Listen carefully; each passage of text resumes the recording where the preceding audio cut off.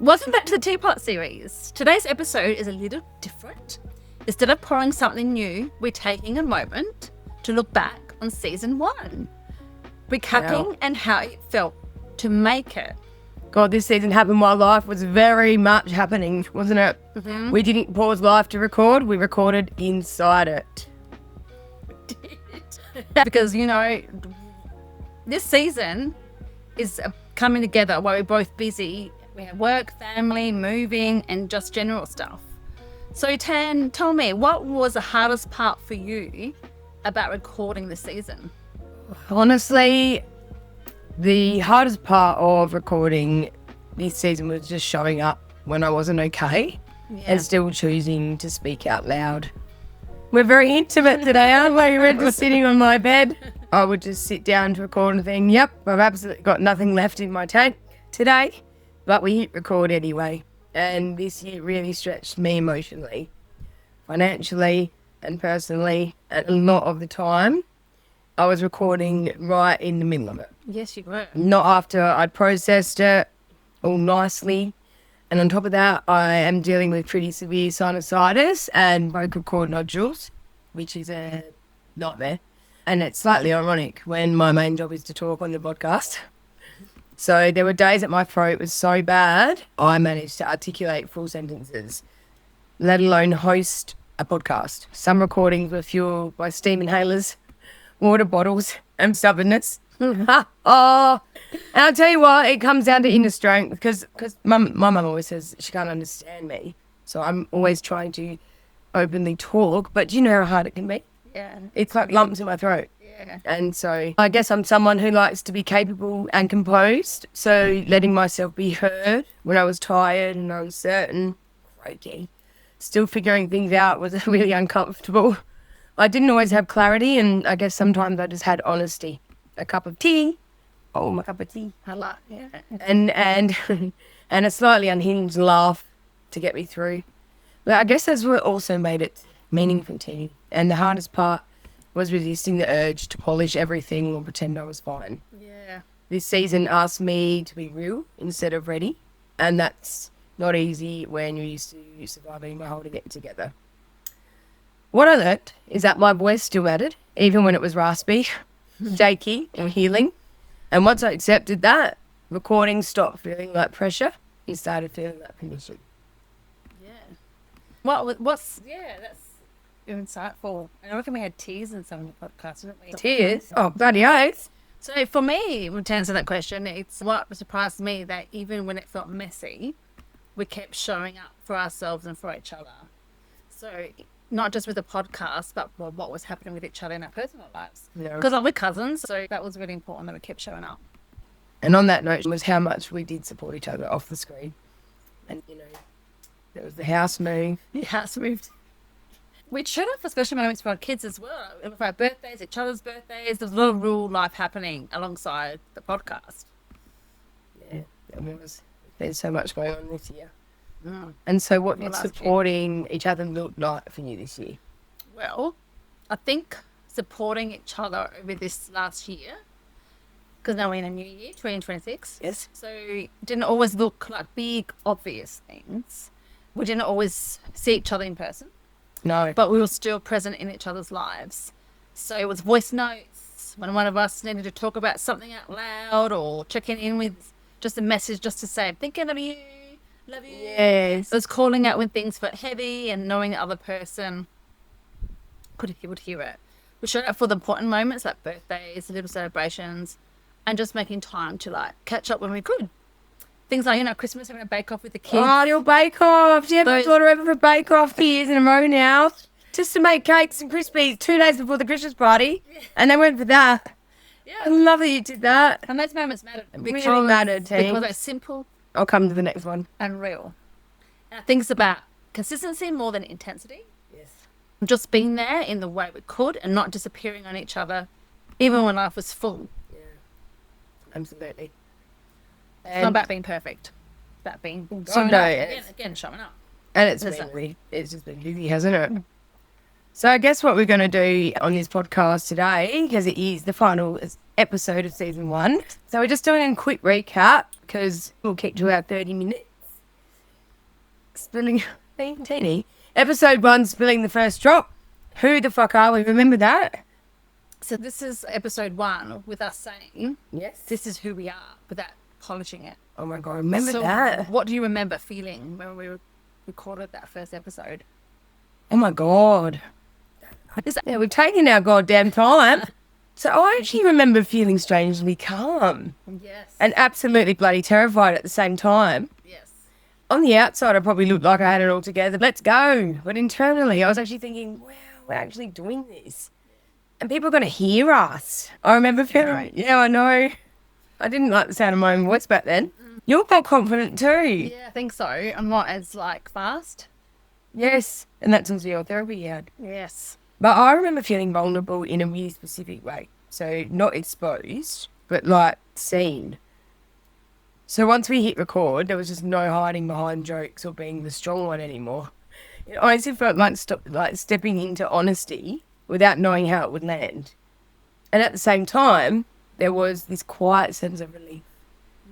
Like my nervous system exhaled a bit. Talking out loud in that space felt safer than I expected, almost grounding, and it didn't feel performative. It really didn't. It felt real.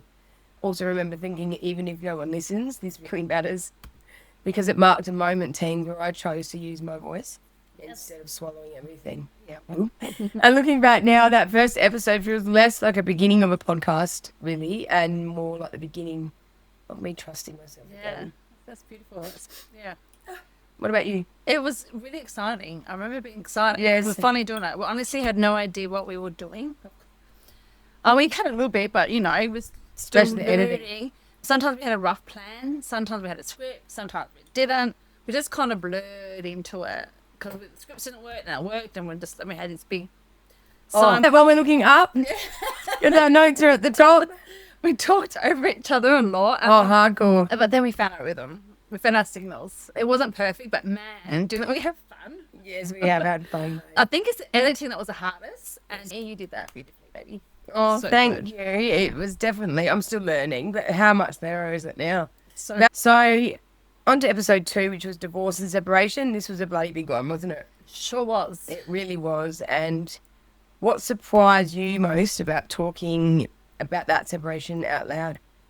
So what surprised me the most was how much lighter it felt to say it out loud, and how heavy I've been carrying it in silence before that. I think separation is one of those things people assume you either move on from quickly or fall apart over completely.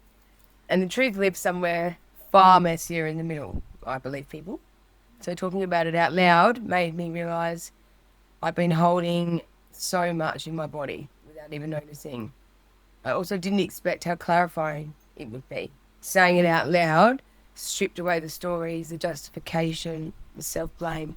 Yeah. And what was left was something much simpler, which was grief, relief and acceptance, all coexisting at the same time, which did feel confusing for me. But it's oddly normal once I named it. And I guess what surprised me was that speaking about separation, it didn't make me feel exposed.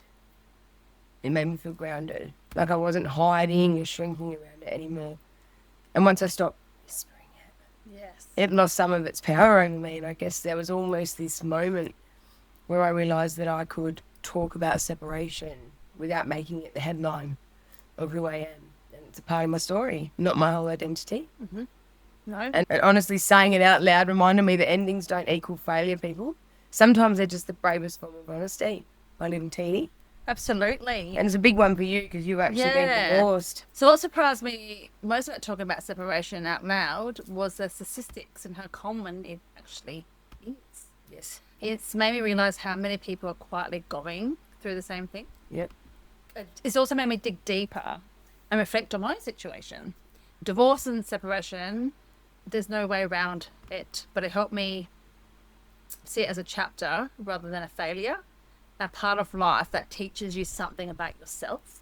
Yeah, for me, it comes back to my 4 beautiful children and the magical memories we made together as a family, but then learning how to keep creating those moments after divorce and make them still meaningful, just different, separate, but still full of love. Oh, teeny. And you know what? That's what it's all about, like the podcast too. It's about us.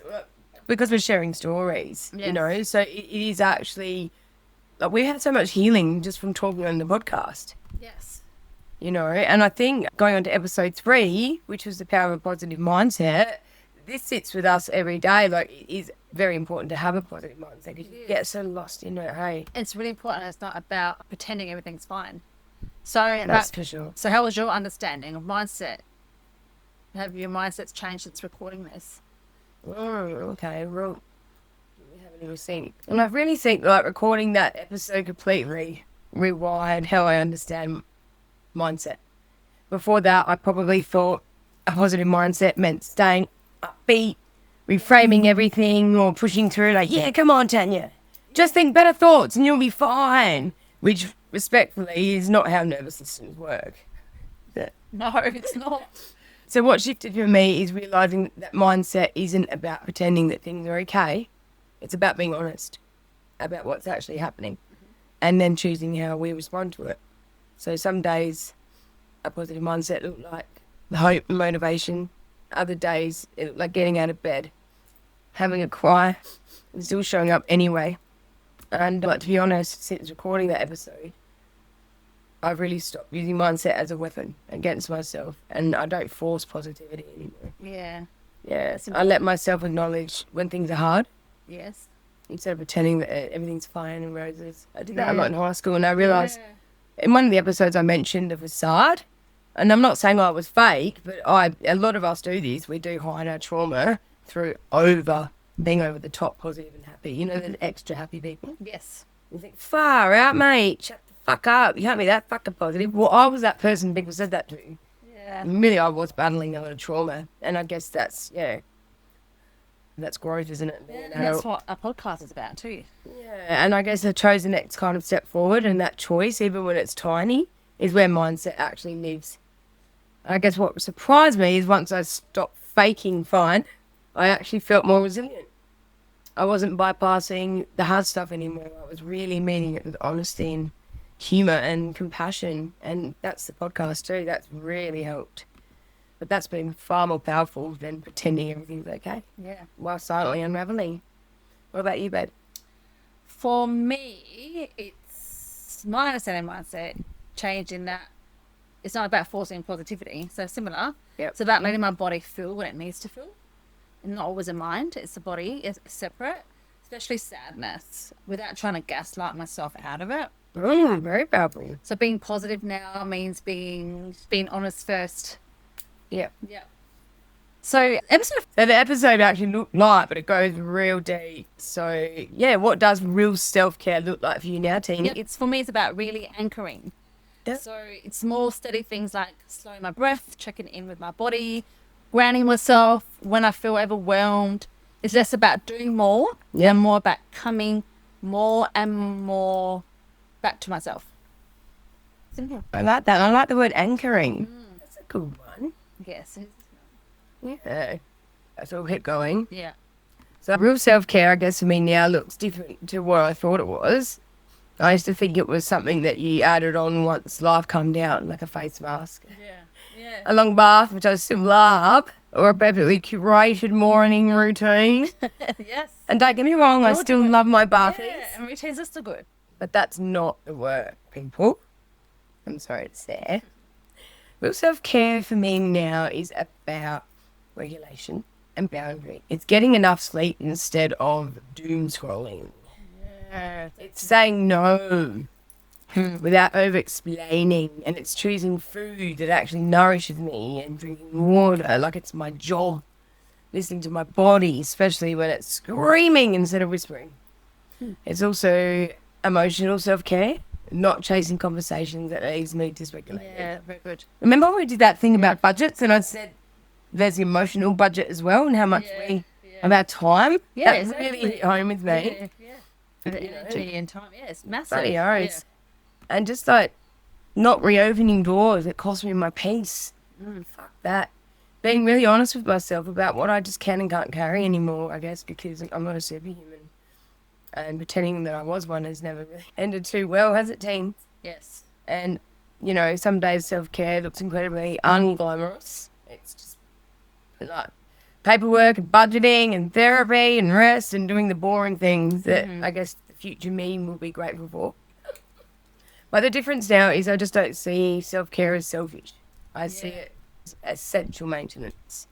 Because when I look after myself properly, I show up better as a mum, a friend, and a human. And that's the version of self-care that actually lasts. Yeah, I agree.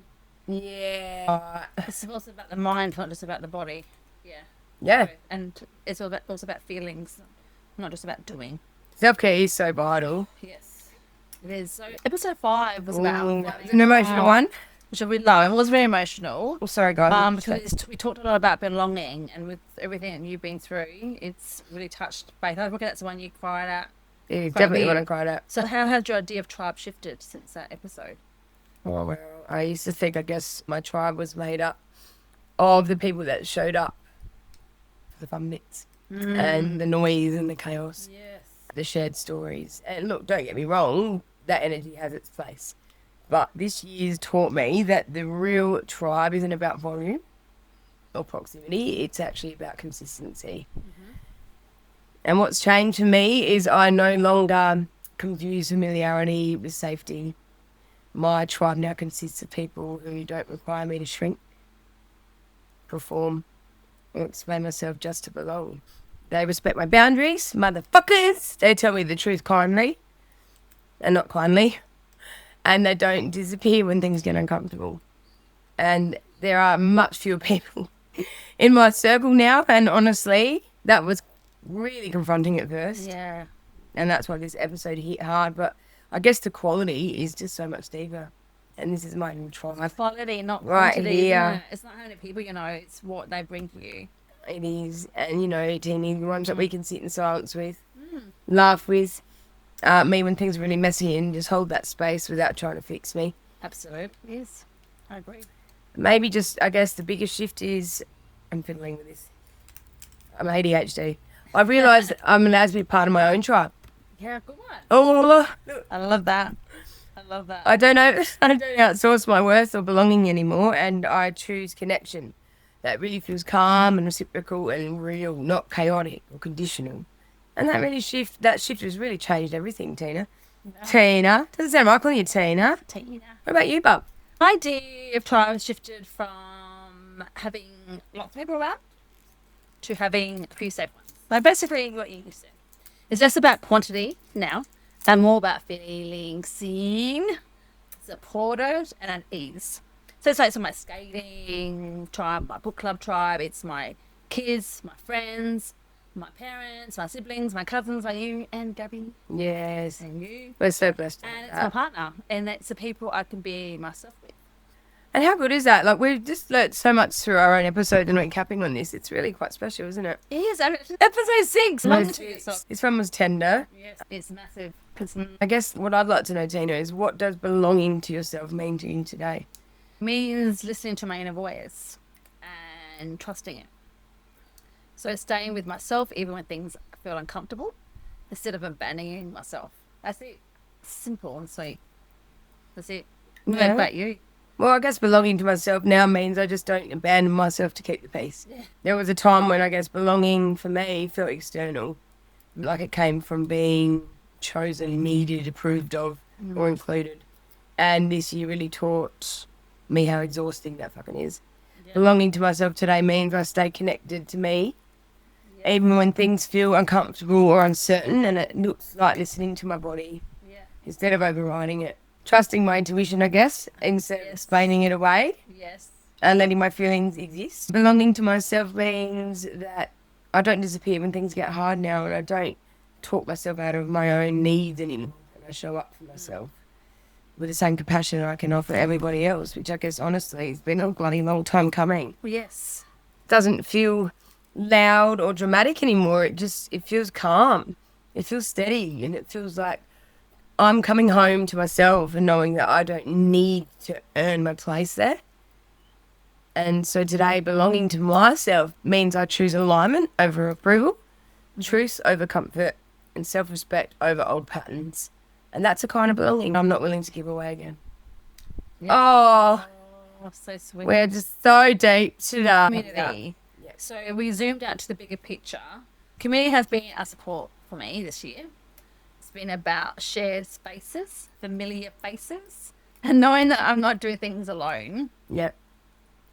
Even in small ways, like community has helped me feel connected and grounded.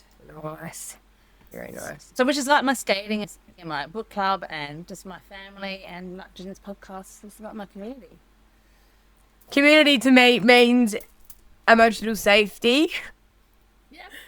And people Yeah. will see me clearly and respect my boundaries and don't require me to shrink, explain, or perform to belong. So what it looks like now is just smaller, quieter, and truer.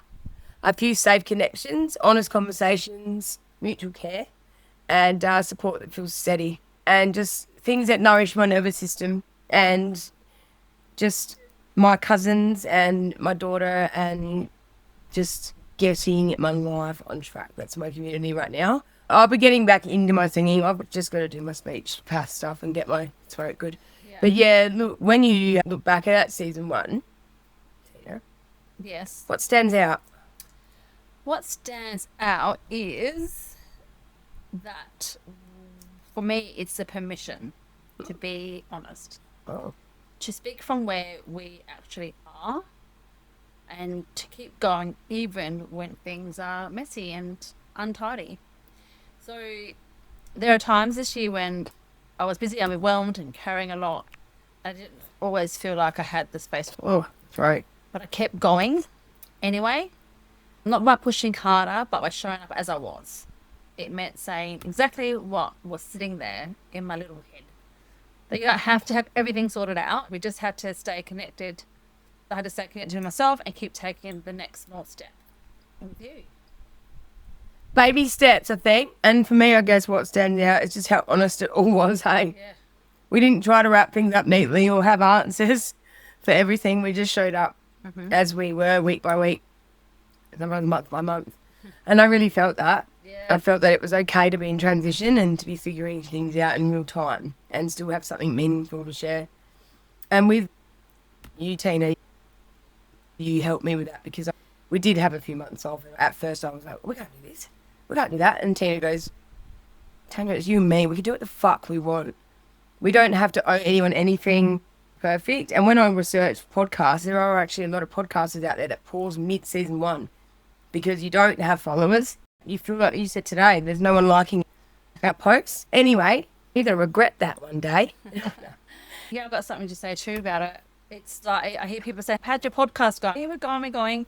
So it was just me telling you, being honest with ourselves. We just pause For a long time. and we feel we have a lot to say. Yeah, but now that we're back, look, we've had momentum now every single And week. that's been amazing. Yeah, physically connected each week. Tina's like, we need to be together Yes. because we are both so busy. Look at us sitting leg to leg on my bed now doing an episode. We're literally holding hands. It's quite cute. But yeah, we do need to wrap up this little episode and season 1. So if you listen to this season and Thank you. felt less alone, that's why we do this. Absolutely. And the teapot is not empty. Look, before we wrap this season, I want to take a moment to speak from my heart. And when I look back at season 1, I realised it wasn't just a podcast for me. It was a marker in time that saved my bloody life. A record of a year where I was learning how to stand back up again, even on the days that I felt completely flattened. Yeah, it's really gotten me through. And there's episodes we recorded when I was exhausted, overwhelmed, and like honestly quietly carrying things just didn't have words for yet. And there were episodes where laughter genuinely surprised me and it cracked something open that had been shut tight for a long time. And what this season has taught me is that healing doesn't always look like progress. Sometimes it looks like showing up anyway. Sometimes it looks like telling the truth in small imperfect pieces. Yes. And sometimes it looks like sitting in the bloody mess and realising you're not alone in it. And I learnt that my voice matters even when it shakes. Even when I don't have the answers, especially then. So Because so many people out there quietly just thinking, is it just me? And I want to let you guys know this season reminded me that it's rarely just one of us. And if you have been listening along while navigating your own stuff, like grief, growth, burnout, or just the weight of life, I really want you guys to know that you're not failing because it's hard. You're human, and being human is messy and brave and unfinished. Yeah. And season 1 wasn't about becoming a better version of myself. It was becoming a more honest one. And I'm proud of that. Thank you for listening. Thank you. Thank you for sitting with us in the chaos. Yeah, guys, the laughter thanks. and the quiet moments in between. A time where we chose to keep speaking even when silence felt easier. That's so And true. for us, there's something we carry forward. Yes, Yeah. I'm really proud of us. Really, really proud of us. Yes. So thanks for being part of season 1. Yes, guys, thank you so much. And we've got more to come. Yes, we do. We have season 2 coming up. We can't wait to share that with you. We've got so many ideas, so many special guests that we're going to have this And time there's going to be some really cool segments. Yes. Yeah. And yeah, we just really appreciate your support, guys. Please keep liking, sharing, and watching our episodes, and just engage with us on the social media pages. We really do appreciate the support. And everyone, we've got to start somewhere. And it's been a messy ride, but we're so fucking ready. Yes. Watch this space. Yeah, we'll just keep dancing and talking. And we'll see you soon. Keep an eye out for details on when season 2 starts. Thank you. Peace out. Check the socials, Teapot Series. Bye.